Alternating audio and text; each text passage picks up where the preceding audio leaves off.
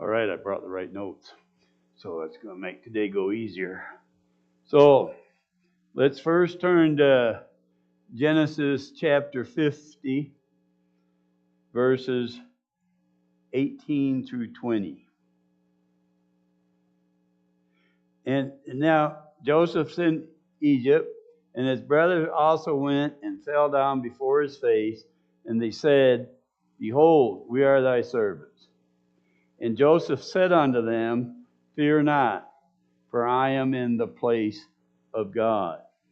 But as for you, you thought evil against me, but God meant it unto good, to bring it to pass, as it is this day, to save much people alive. Now, we're going to go to Genesis chapter 37. So there's quite a bit that goes on between what we're getting ready to start here and Joseph saying, I'm in the place of God. And I always look at that, it's kind of towards the end that he's figured that out. Wouldn't it be nice if we could have figured that out when we were 20?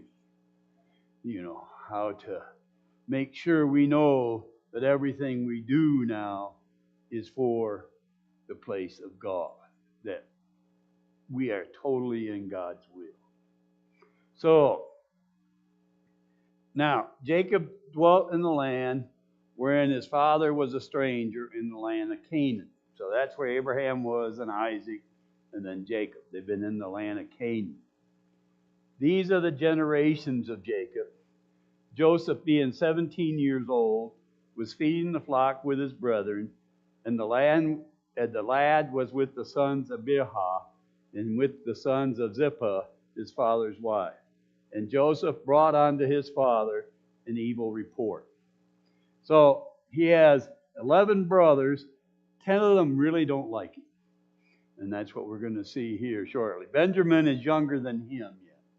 So Joseph ain't quite the baby. But they're talking, and these two that they're speaking of were the handmaids of Leah and Rachel. Yeah, Rachel was Jacob's wife. So these were their handmaids, not his actual wives, but they wanted to make sure they got kids. So he ended up with 12 sons and 1 daughter. Now, that wasn't good. I just made that really small.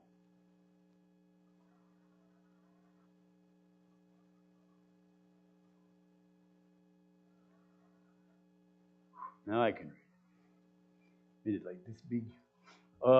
So now we're going to look at family dynamics. Here is something, as a dad, we shouldn't do.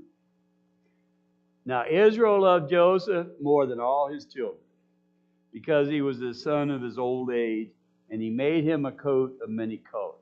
He was Rachel's firstborn.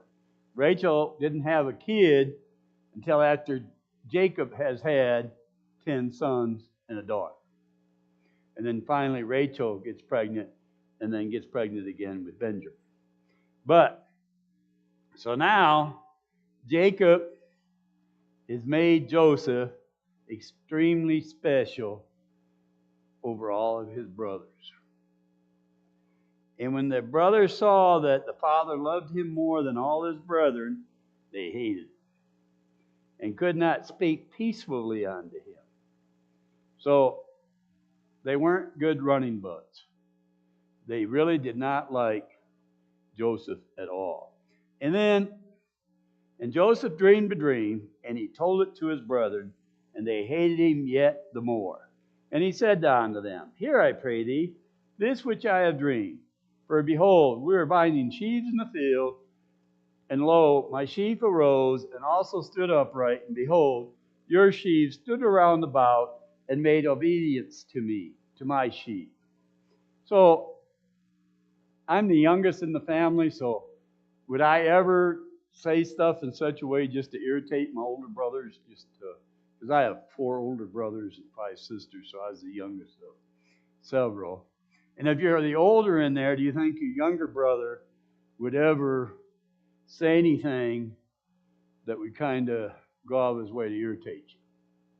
So I don't think Joseph necessarily said this in, gee, guys, this is what I dreamed. He's kind of letting them know they're going to be his servants. They already don't like him. So he's going to have issues with that. And then to help him out, and he dreamed yet another dream, and told it to his brethren, and said, behold, I have dreamed a dream, and behold, the sun, the moon, the 11 stars made obvious to me. And then he kind of erred here. He told it to his father and to his brethren, and his father rebuked him and said unto him, what is this dream that thou hast dreamed? Should I and thy mother and thy brethren indeed come and bow down ourselves to thee to the earth? And his brethren envied him, but his father observed the same. Now he didn't really say anything else to Jacob once Jacob corrected him. So Joseph has now dreamed 2 dreams, and the thrust of those dreams are the people are going to serve him. And that, at this point, I'm not thinking Joseph's thinking he's in the place of God. I don't think he's come to that realization yet. So now, his brethren went to feed their father's flock in Shechem. And Israel said unto Joseph, do not thy brethren feed the flock in Shechem? Come, and I'll send thee unto them. And he said unto him, here am I. So he is obedient to his dad. And he gets ready to go. And he said unto him, go, I pray thee, to whether it be well with thy brethren, and well with the flocks, and bring me word again. So he sent him out on the vale of Hebron, and he came to Shechem. So now he's out looking for his brothers. And he's got them in a proper mood with his stories about how they're going to serve him. So, and then he's out by himself looking for them. And a certain man found him, and behold, he was wandering in the field. And the man asked him, saying, what seekest thou? And he said, I seek my brethren. Tell me, I pray thee, where they feed their flocks. So, wherever they initially went, they went someplace else, so they're even further away from Jacob with the sheep. And the man said, they have departed hence, and I heard them say, let us go to Dothan. And Joseph went after his brethren and found them in Dothan. And when they saw him afar off, even before he came near unto them, they conspired against him to slay him. So, when you think of the family dynamics, these guys really did not like Joseph at all. Now, and they said one to another, behold, this dreamer cometh. Come now, therefore, and let us slay him, and cast him in some pit, and we'll say, some evil beast have devoured him, and we shall see what becomes of his dreams. So they really did not want at all to even think that he could be right. So they're going to get rid of him. But Reuben, now he's the oldest of them. Now that's kind of important because he's the person in the family next to the dad that should be taking care of his brothers and stuff like that in the family. But Reuben heard it and delivered him out of their hands and said, let us not kill him. And Reuben said unto them, shed no blood, but cast him into the pit that is in the wilderness, and lay no hand upon him, that we might rid him out of our hands to deliver him to his father again. So Reuben's plan was to get him back to Jacob. So now, for whatever reason, Reuben's not right there at this moment. And it came to pass, when Joseph was come unto his brethren, that they stripped Joseph out of his coat of many colors that was on him, And they took him and cast him into a pit, and the pit was empty, and there was no water in it. So they really were not worried about his health and what he was going to need. So as the stories unfolded, now he's in a pit without his coat, and the coat was significant that they took it because that was a picture of his father's love for him more than for them. And that really did bother him that Jacob did that. And they sat down to eat bread. And they lifted up their eyes and looked. Behold, a company of Ishmaelites came from Gilead with their camels, bearing spicery and balm and myrrh, going to carry it down to Egypt. So now they see another possibility. And Judah, and this is kind of important too when you're thinking, who's the one trying to get rid of Joseph? And Judah said to his brethren, what profit is it that we slay our brother and conceal his blood? Come, let us sell him to the Ishmaelites, and let our hand be upon him, for he is our brother and our flesh. And his brethren were content. So now, Reuben initially tries to save him. Judah is going to save him in a sense, but he wants cash. He's looking to make money off the misery of his brother. So that's what motivated Judah at this time. And it's kind of interesting when we get further down into the study, what Reuben's doing today and what Judah's doing today. You have to keep that in mind. Then there passed by Midianites, merchantmen, and they drew and lifted up Joseph out of the pit, and sold Joseph to the Ishmaelites for 20 pieces of silver, and they brought Joseph into Egypt. And Reuben returned to the pit, and behold, Joseph was not in the pit, and he rent his clothes. And returned unto his brother, and said, the child is not, and whither shall we go? Now this is kind of sad, that they would think to do this to their dad. Because it's bad enough what they did to Joseph, right? So now they got to tell Jacob something. Yeah, we lost him. We're not sure where he went. They got to come up with something they're going to tell. So now they take Joseph's coat and kill a kid of the goats and dipped it in the coat of the blood. And they sent the coat of many colors, and they brought it to their father and said, this have we found. Know now whether it be thy son's coat or no.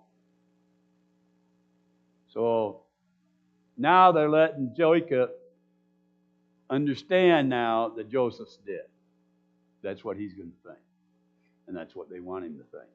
That's important too for the latter part when they have to come back and tell Jacob something. And he knew it, and he said, it is my son's coat.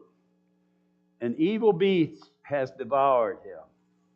And Joseph, without doubt, rent in pieces.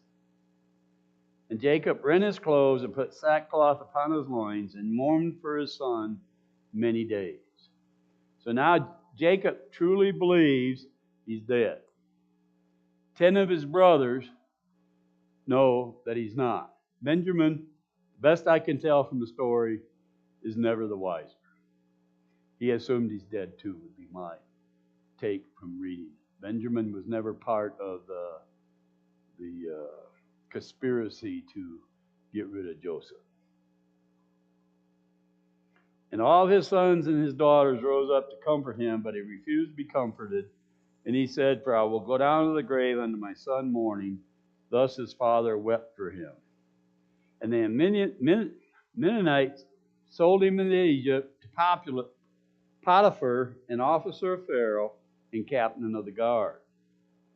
Now, the next part, as I always used to wonder, why is chapter 38 talking about what Judah did instead of going on? Because wouldn't you think the next chapter would be talking about what Joseph's doing in Egypt?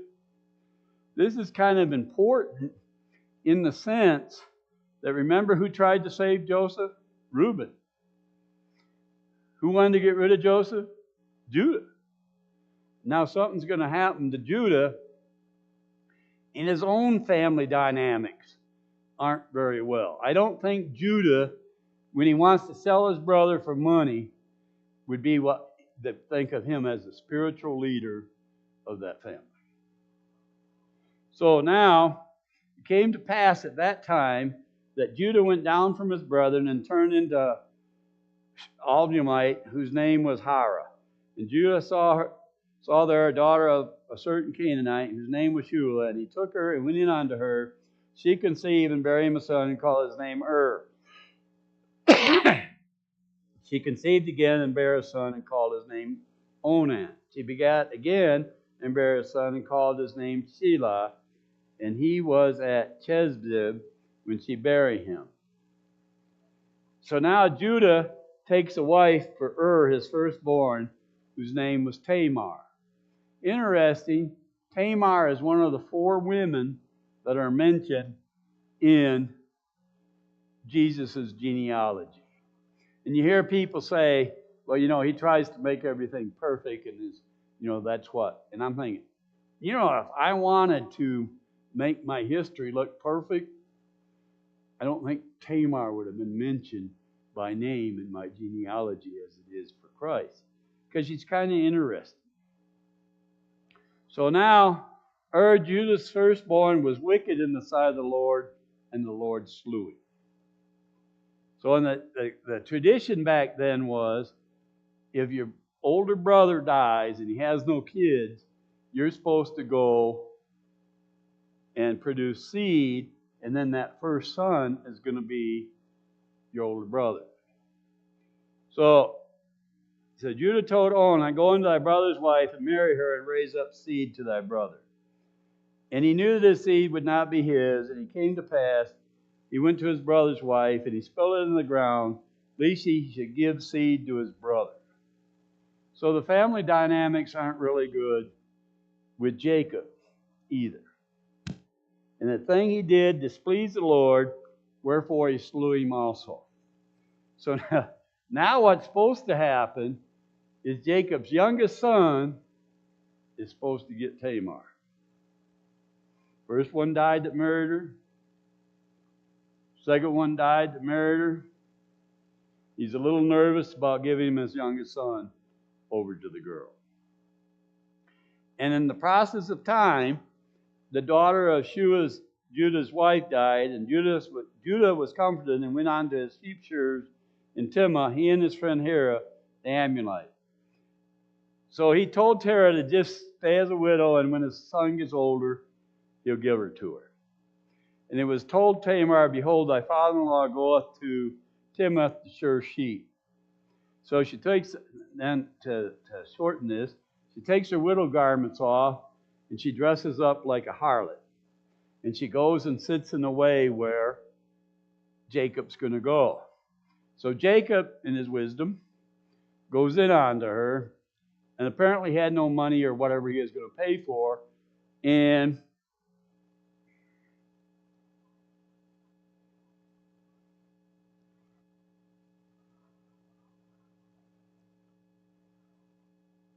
so he didn't have the money to pay for it, and he said, I will send a kid from the flock and say, well, thou give me a pledge till thou send it. And he said, what pledge shall I give thee? And she said, the signet and thy bracelets, thy staff that is in thy hand.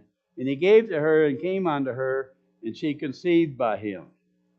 And then it's over, she arose, took off the veil, put back on her widow's garment, and she's just living naturally in that area. And now Judah sends the kid, the baby goat, there, and they can't find the harlot. And the people that are living there tell him, there's never been no harlot here. You're imagining things. So the guy comes back, his friend, with that stuff, and Judah really doesn't know what to think. He's kind of at the end there. So then in verse 24 of 38, it came to pass about 3 months after, it was told Judah, Tamar thy daughter-in-law hath played the harlot, and also, behold, she is with child by whoredom. And Judah said, bring her forth, and let her be burnt. Now, what did he just do a few months ago? He went in on a harlot. So he's got that train of thought apparently right now. What I can do, you can't do. But then Tamar is pretty quick thinking. And when she was brought forth, she sent to her father-in-law, saying, by the man who these are, am I with child? And she said, discern, I pray thee, whose are these? A signet, a bracelets, and the staff. Judah acknowledged them and said, she's more righteous than I, because I gave her not to Shelah my son, and he knew her not again no more. So, and then she had 2 kids. Now, going to chapter 39, that's kind of, it appears, at least to me when I read through this, and not right away. You kind of got to wait till you get down the road here with what happens to Judah. I'll be able to say this in a minute. What happened to Joseph, that Judah had a change of heart at what he should be doing.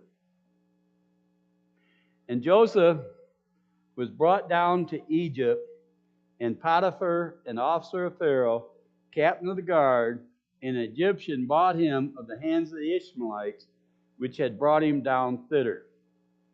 And the Lord was with Joseph, and he was a prosperous man, and he was in the house of his master, the Egyptian. And his master saw that the Lord was with him, and the Lord made all he did in his hand prosper. So Potiphar sees that Joseph, whatever he does, really goes well. And he's liking that.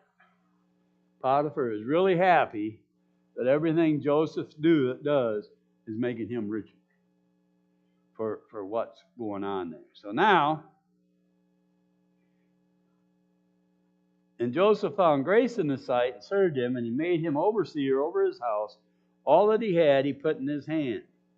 And it came to pass from time to time that he made him overseer of his house and over all he had, that the Lord blessed the Egyptian's house for Joseph's sake. And the blessing of the Lord was upon all that he had in the house and in the field. And he left all that he had in Joseph's hand, and he knew not aught he had save for the bread which he did eat. And Joseph was a goodly person and well favored. So this guy didn't even really check up on him, is what that's implying. It's just working good. He's getting more money, more crops, more than anything he knows what to do with, and he's really happy with what Joseph is doing. So next, all good things must come to an end, it appears. So, and it came to pass after these things that his master's wife cast her eyes upon Joseph, and she said, lie with me. But refused, and said unto his master's wife, behold, my master wotteth not what is with me in the house, and he hath committed all that he hath to my hand. There is none greater in the house than I, neither hath he kept back anything from me but thee, because thou art his wife. And how can I do this great wickedness and sin against God? So this is where I think Joseph is starting to understand the place that God has in his heart. Because who's he going to sin against if he sleeps with that guy's wife? He's going to sin against God. He's also going to sin against the guy. But his concern is what he would do wrong to God. So I think Joseph is starting to really mature at this point. And it came to pass as she spake to Joseph day by day, that he hearkened not unto her to lie with her or to be with her. And it came to pass about this time that Joseph went into the house to do his business, and there was none of the men of the house there within. And she caught him by the garment, saying, lie with me. And he left with his garment in her hand and fled and got him out. So she's pretty much wanting him. Now she thinks she has him where she wants him. And it came to pass, when she saw that he had left his garment in her hand and was fled forth, that he called unto the men of the house, and spake unto them, saying, See, he that brought the Hebrew unto us to mock us, he came in unto me to lie with me, and I cried with a loud voice. And it came to pass, when he heard that I lifted up my voice and cried, that he left his garment and fled, and got him out. She has a little bit different version of the story than what the Bible's telling us really happened with Joseph. So now, and she laid the garment by her until the Lord came home. And she spake unto him according to these words, saying, The Hebrew servant which thou hast brought unto us came in unto me and mocked me. And it came to pass, as I lifted up my voice and cried, that he left his garment with me and fled out. And it came to pass, when his masters heard the words of his wife, which she spake unto him after this matter, did thy servant do to me, that his wrath was kindled. I always think it's interesting here. Who is his wrath kindled against? Joseph or his wife? He has to do something.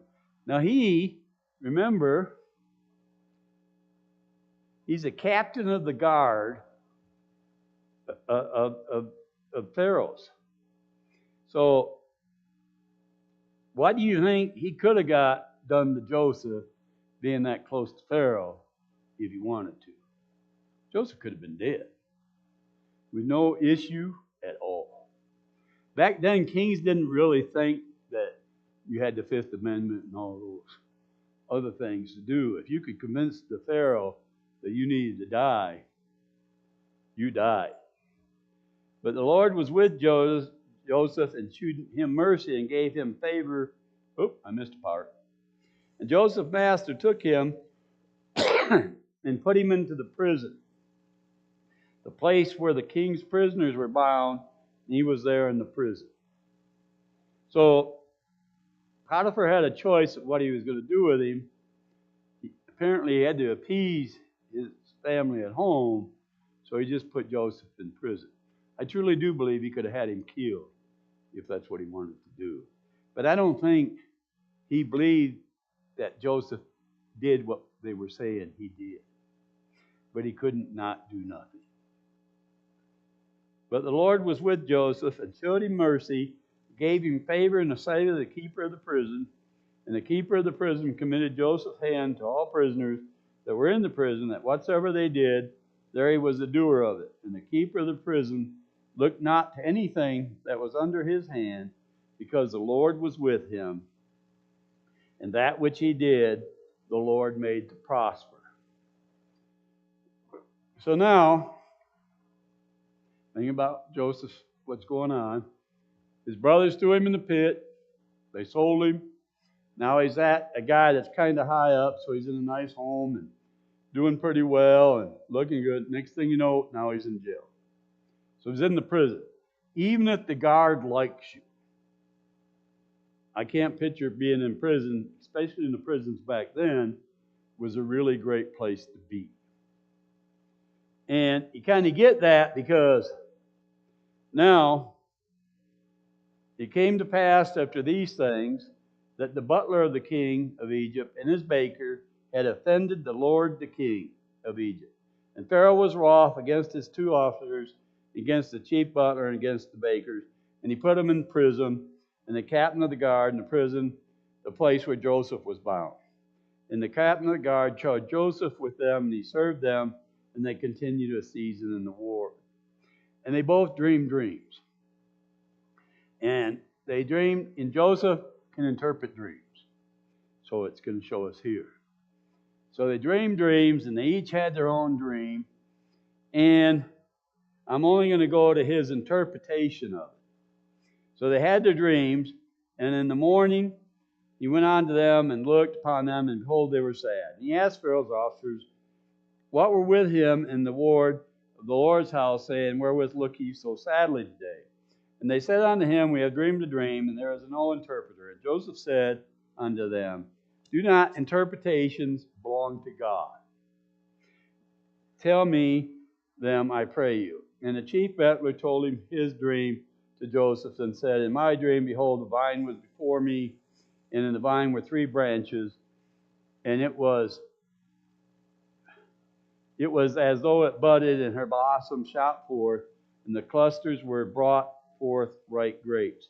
And Pharaoh's cup was in my hand, and I took the grapes and pressed them into Pharaoh's cup, and I gave the cup into Pharaoh's hand. And Joseph said unto him, this is the interpretation of it. The 3 branches are 3 days.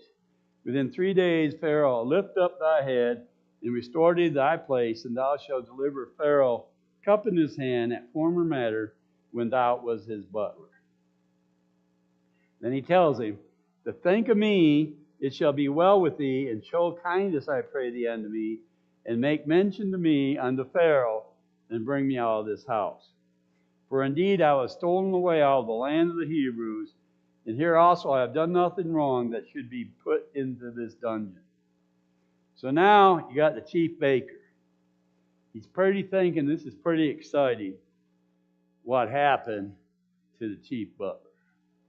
So he's thinking, I want him to tell me what my dream was. In the uppermost basket there was all manner of basements for Pharaoh. The birds did eat them, and out of the basket upon his head. And Joseph answered and said, this is the interpretation thereof. The 3 baskets are 3 days. Yet within 3 days shall Pharaoh lift up thy head from off thee, and shall hang thee on a tree, and the birds shall eat thy flesh from off thee. And it came to pass in the 3rd day, which Pharaoh's birthday, and he made a feast unto the servants, and he lifted up the head of the chief butler and the chief baker among his servants. He restored the chief butler to his butlership, and he gave his cup into Pharaoh's hand, but he hanged the chief butler as Joseph had interpreted to them. So that's why I'm saying I think Potiphar could have had Joseph killed. Pharaoh had no problem getting rid of his butler. He had him in prison for 3 days. And on his birthday, interesting present, lets one guy live and the other guy puts to death. And then, as always, when you're counting on somebody really to help you out and let you know what's going on, yet did not the chief butler remember Joseph, but forgot him. So now I'm going to just preface for where we're going to be and ending here pretty soon. So now Joseph's in prison. The butler's loose. Said nothing to Pharaoh. And give you an idea how much longer it's been, 2 years. So we're going to learn when we get to the next chapter. Joseph now has been in the prison for 2 years. And he's still following God. But we're going to see as this gets ready to go forth next week, I still don't think he's in the position where it was at the end that he says, I'm in the place of God. So then for us, when is it, when we examine ourselves, can we say truthfully that what I'm doing now and how I'm living, I'm in the place of God. And this is what God wants me to do. And I'm going to close at that. And then next week, we'll go on with Pharaoh's dream and then where Joseph and his brothers reconnect some. And that's where we'll be heading that way. Let's bow for prayer. Dear Heavenly Father, Lord, we thank you for this time that we're able to come together. And Father, I pray if there's anybody that needs to know Jesus, whether here or listening on the internet, that they would come to know Jesus this day. For we ask this in all things. In Jesus' name, amen.